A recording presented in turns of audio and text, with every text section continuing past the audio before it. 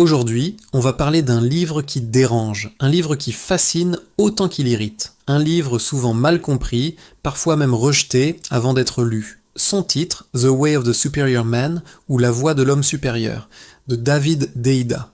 Je sais, rien que ces mots peuvent provoquer une crispation. Homme supérieur. Dans notre monde en quête d'égalité, de déconstruction, de justice relationnelle, ça sonne presque comme une provocation. Et pourtant. Et si on dépassait le titre? Si on prenait le temps d'écouter vraiment ce que ce livre tente de dire? On découvrirait alors tout autre chose. Pas une supériorité sur l'autre, mais une exigence intérieure. Pas une domination, mais une responsabilité existentielle. C'est cette lecture-là que je vous propose aujourd'hui dans l'Odyssée relationnelle. Alors, de quoi parle vraiment ce livre ? Contrairement à ce qu'on pourrait penser, David Deida ne parle pas de performance. Il ne parle pas de pouvoir social. Il ne parle même pas vraiment de séduction. Il parle d'alignement. Pour lui, un homme qui rencontre des difficultés relationnelles n'est pas d'abord un homme qui manque de communication, mais un homme qui n'est plus connecté à ce qui le dépasse. Un homme sans axe, un homme sans direction intérieure, un homme qui attend de sa relation ce qu'elle ne peut pas lui donner, le sens de sa vie. Le cœur du message est simple mais radical. Un homme qui ne vit pas sa mission devient dépendant de sa relation. À l'inverse, un homme aligné avec son but devient un espace dans lequel l'amour peut respirer, s'épanouir.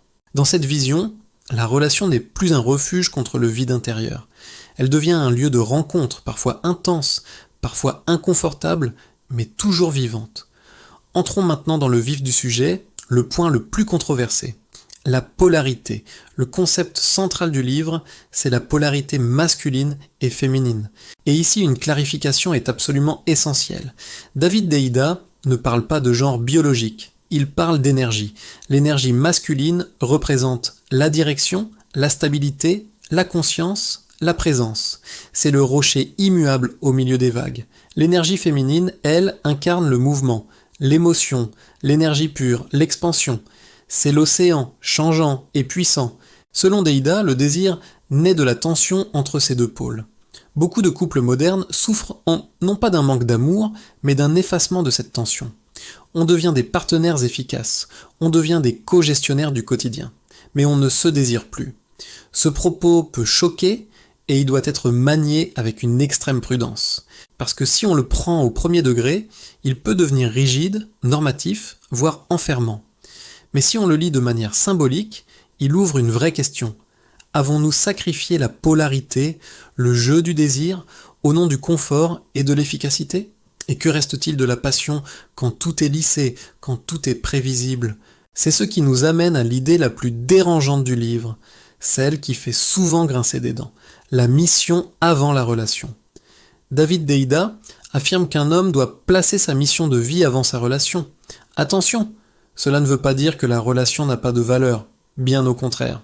Mais l'idée est qu'un homme qui se renie pour préserver le lien, un homme qui met son but de côté pour éviter les conflits, finit par perdre son désir, nourrir du ressentiment, s'éteindre intérieurement et paradoxalement fragiliser la relation elle-même. Il ne s'agit pas de fuir l'engagement ou de négliger sa partenaire. Il s'agit de ne pas se dissoudre dans la relation. Un homme qui n'a plus d'axe, plus de direction propre, devient soit absent émotionnellement, soit dépendant, soit passif-agressif. Et ce que Deida nous dit au fond, c'est ceci. On ne peut pas aimer profondément et authentiquement si l'on sait abandonner soi-même en cours de route. La plus grande contribution qu'un homme puisse offrir à sa relation, c'est sa propre plénitude. Il faut bien comprendre une chose, ce livre n'est pas un manuel de bien-être.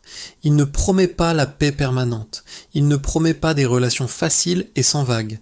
Au contraire, il parle de présence même quand ça fait mal. Il parle de rester ouvert quand tout notre être nous crie de nous fermer. Il parle de ne pas fuir le conflit, la peur, l'intensité. Chez Deida, la relation intime est un chemin spirituel, une pratique. Ce n'est pas un spa émotionnel où l'on vient se reposer.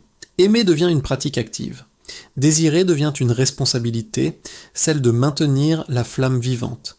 Être présent, pleinement là pour l'autre et pour soi, devient un acte de courage quotidien. C'est une spiritualité incarnée, exigeante, qui nous demande de faire face à la vie dans toute sa complexité.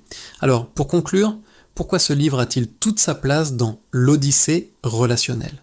The Way of the Superior Man n'est pas un livre parfait. Il est parfois excessif dans ses propos. Il est parfois daté sur certains aspects. Il est parfois maladroit dans ses formulations. Mais il a une qualité extrêmement rare. Il ose poser les questions que beaucoup d'entre nous évitent. Qui suis-je quand je ne cherche plus à être validé par ma partenaire ? Qu'est-ce que je donne au monde, au-delà de ma relation ? Est-ce que j'aime vraiment ou est-ce que je me cache dans l'amour pour ne pas affronter mes propres peurs ?